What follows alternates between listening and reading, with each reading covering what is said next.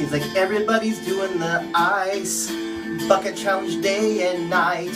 When the bucket comes first and the ice comes second, and you stop for a minute and burn. All of this is for ALS.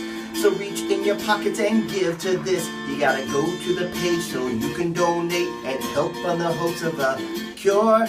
I'm not gonna put up a fuss. I'm not gonna put up a fight.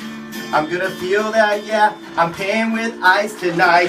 So money, money, money. They need your money, money, money. Just go to alsa.org. Give till you can't give no more. It ain't about the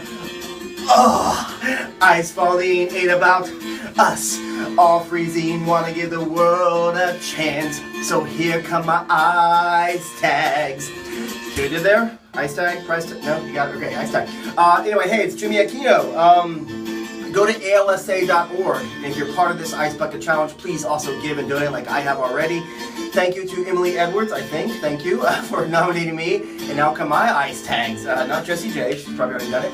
But I am going to stick in the UK. My pal Jonathan Ross, who I got to see last month at Comic-Con. Thank you for the drink, sir. I feel I owe you several now for this.